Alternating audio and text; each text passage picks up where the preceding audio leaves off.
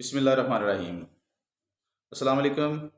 पाकिस्तान और पाकिस्तान से बाहर देखने वालों को साकिब खान का सलाम।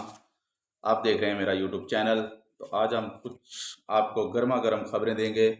सबसे पहली खबर, आपको एक खुशखबरी खबर देंगे। हंसें और मुस्कुराएं। जो कल मैच हुआ है ऑस्ट्रेलिया और अफगानिस्तान का। ऑस्ट्रेलिया ने मैच ऐसे जीता है अफगानिस्तान से, छीन के ले आया मैच। जीता हुआ मैच अफगानिस्तान को हारना पड़ा है। वो पहले बहुत खुश हो रहे थे। ऑस्ट्रेलिया के एक ही खिलाड़ी ने सारे मैच का पासा पलट के रख दिया। जैसे ही वो पिच पे आए और लगे रहे, उन्होंने चौकों और छक्कों की ऐसी बरसात की कि अफगानिस्तान देखता ही रह गया। देखते देखते मैच ऑस्ट्रेलिया ले गया अफगानिस्तान से। तो जी आगे हम बात करते हैं। सबसे पहले इमरान खान की तोशाखाना केस के हवाले से। ये कब शुरू हुआ, कब कैसे हुआ, क्या नहीं हुआ, कब फैसला महफूज हुआ, ये सारी चीज़ें आपसे हम आपको बताएंगे। किप्स खान साहब ने वापस लेने की दरख्वास्त कब की, फिर वापस हुई नहीं हुई, पहले क्या हुआ, हाई कोर्ट, सुप्रीम कोर्ट, क्या क्या मामला, ये सारे चलते रहे हैं। तो जी हम आपको बताते हैं जी।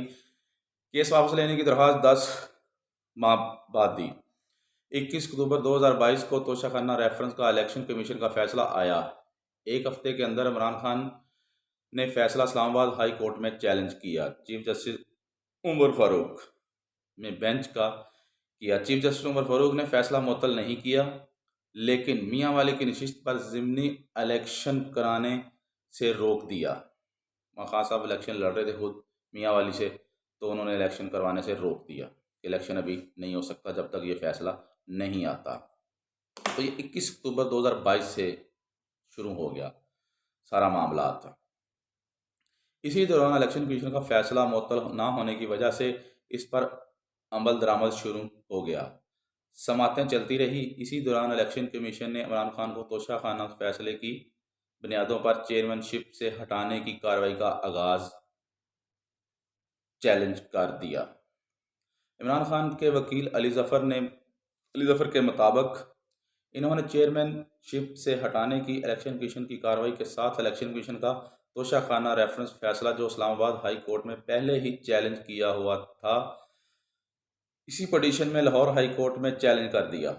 और अली जफर के बकौल इन्होंने लाहौर हाई कोर्ट को इस्लामाबाद हाई कोर्ट की जारी कार्रवाई के मतलब बर वक्त भी नहीं बताया गया था कि हमारा एक फैसला वहाँ भी चल रहा है और यहाँ भी हम आ चुके हैं।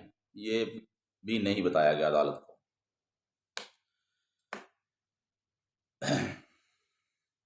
इसके बाद लाहौर हाई कोर्ट ने नवंबर 2022 में लार्जर बेंच तश्कील दे दिया और कहा कि इमरान खान या तो लाहौर हाई कोर्ट में केस चलने दिया जाए इस्लामाबाद हाई कोर्ट में, या लाहौर हाई कोर्ट में या इस्लामाबाद हाई कोर्ट में, एक जगह पे केस चलेगा, चलने दिया जाए। इसी वक्त मैंने नहीं चलने दिया।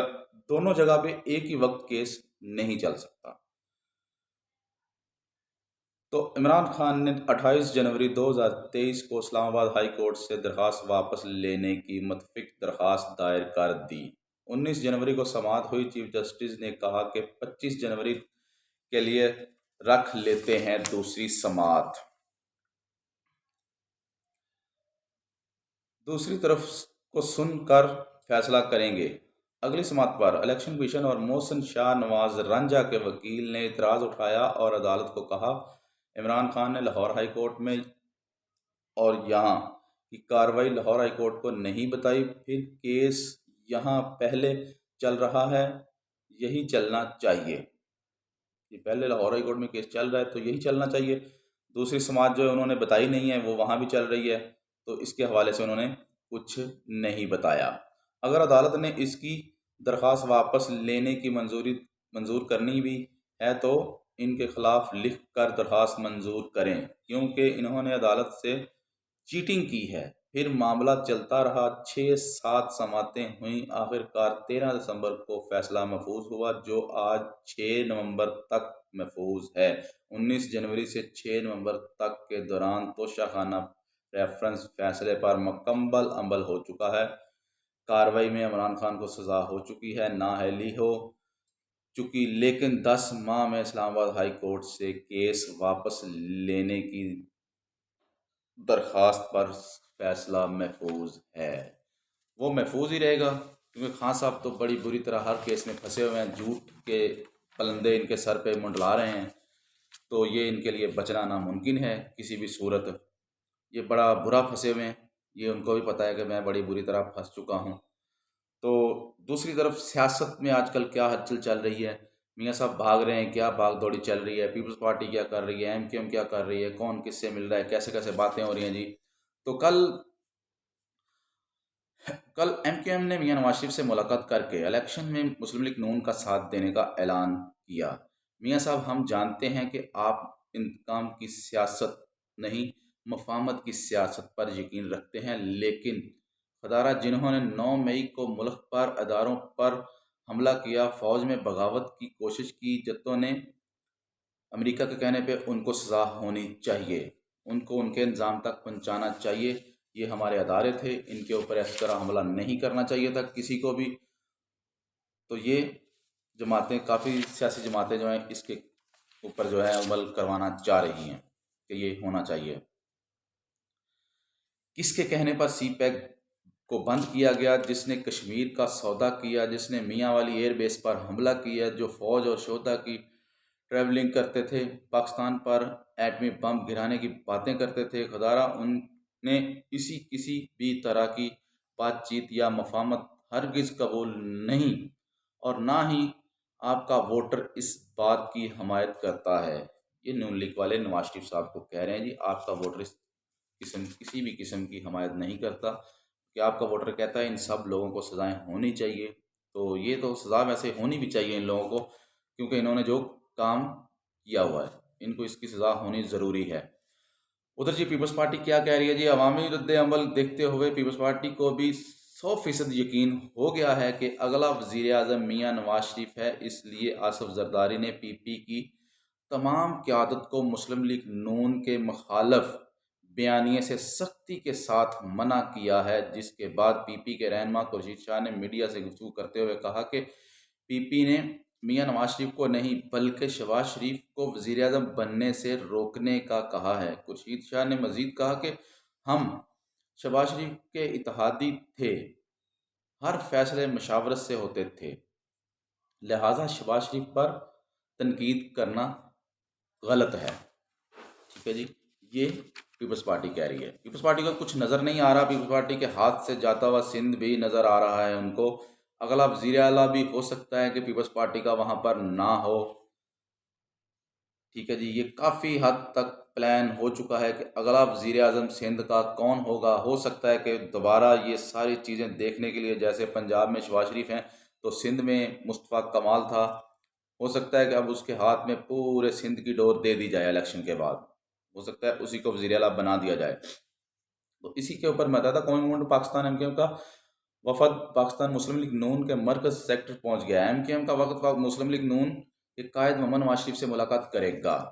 साबका स्पीकर कौमी असम्बली सरदार अयाज सादिक और मुस्लिम लीग नून के assistant secretary general Bilal Zaheer Kiani भी एमक्यूएम के वफा का इस्तकबाल करने वालों में शामिल थे।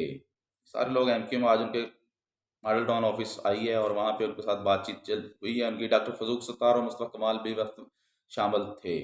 सत्तार साहब और मुस्तफ़ा कमाल साहब की भी दोनों आए हुए हैं वहाँ पे, काफ़ी देर इनकी बातें चीतें चलती रही हैं। आखिरकार इनका फैसला क्या हुआ है? अगर नून लीग एमक्यूएम से इत्तेहाद करना चाहती है तो समझो वोट को इज्जत दो, बयानिया तो गया भाई। अब देखो इलेक्शन आ रहा है, इत्तेहाद करना ये कोई बुरी बात नहीं है, सारी टीमें करती हैं, ये सब करते हैं। सियासतदान इमरान खान ने भी एमक्यूएम के साथ इत्तेहाद किया था। क्यों किया था उस वक्त इमरान खान ने इत्तेहाद? अगर इमरान खान ने इत्तेहाद किया था, अगर आज नून लीग का वोट जो है ख़राब हो गया या उनका बयानिया ख़त्म होता है, तो जब खान साहब ने जिनके साथ इत्तेहाद किया था तो उन्होंने क्यों किया था, किस बेस के ऊपर इनके साथ इत्तेहाद किया था? उनका भी तो फिर नुकसान हुआ होगा या नहीं हुआ होगा? उन्होंने क्यों सबके साथ मिलकर गवर्नमेंट बनाई थी? ना बनाते, उस वक्त छोड़ देते। तो ये सारी चीज़ें सियासत में चलती रहती हैं, एक दूसरे को साथ लेकर चलना पड़ता है। ये गलत बात है जी, वो उसको साथ ना ले, वो उसको साथ ना ले, ये सारी चीज़ें साथ चलती हैं तो सियासत चलती है। ये सारी चीज़ें साथ नहीं चलेंगी तो सियासत कोई भी नहीं कर सकेगा, क्योंकि कोई पार्टी किसी पार्टी को सियासत नहीं करने देगी। तो लिहाजा ये सारी चीज़ें साथ चलेंगी। मुस्लिम लीग नून ने तो इत्तेहाद कर लिया है सबसे, उन्होंने तो वो तो तैयार हो चुके हुए हैं, वो देख रहे हैं कौन सा बंदा किस पार्टी का किस जगह पे मजबूत है, वहाँ पे वो अपना कैंडिडेट कभी खड़ा नहीं करेंगे। इस बात के ऊपर वो एग्री हो चुके हैं। उनकी सारी कैबिनेट, उनके सब जो बड़े बड़े लोग हैं, उनकी बैठकर इसके ऊपर बातचीत हो गई है फाइनल, कि हमसे जो इत्तेहाद करेगा हम देखेंगे कि सामने वाला जीत सकता है या नहीं जीत सकता। अगर वो जीत सकता है तो हम अपना कैंडिडेट नहीं खड़ा करांगे। जहाँ पर मुस्लिम लीग नून का कैंडिडेट मजबूत होगा वहाँ पर वो कभी भी इत्तेहाद नहीं करेंगे। ये उन्होंने वाज़िया कर दिया सबके सामने, सब इत्तेहादियों के साथ उन्होंने ये वाज़िया कर दिया है कि हम इसी तरह इलेक्शन लड़ेंगे। जो हमारे साथ इत्तेहाद करना चाहते हैं वो अपना कैंडिडेट मजबूत खड़ा करें और यकीन दहानी कराएं कि हमारा ही कैंडिडेट जीतेगा। अगर तो हमें समझ आ जाएगी कि इनका किस पार्टी का कैंडिडेट जीत सकता है तो ठीक है। अगर हमें लगा कि ये नहीं जीत सकता तो हम अपना कैंडिडेट उसके मुकाबले में खड़ा करेंगे। वो चाहे कोई भी पार्टी हो, वो पीपल्स पार्टी हो, वो MQM हो, वो JUIFA हो, जो भी ANP हो, कोई भी पार्टी हो पाकिस्तान की, तो वो उसके खिलाफ अपना इत्तेहादी अपना कैंडिडेट खड़ा करेंगे लाजमी। ये मियाँ नवाज शरीफ का फैसला है। तो मियाँ नवाज शरीफ को तो उनकी पार्टी ने एक किस्म से वजीर आज़म बना दिया है। वजीर आज़म पाकिस्तान वो एक हिसाब से पार्टी तो उनको बना चुकी है।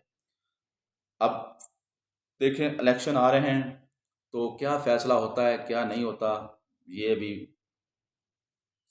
कमिंग सून पर जा रहा है।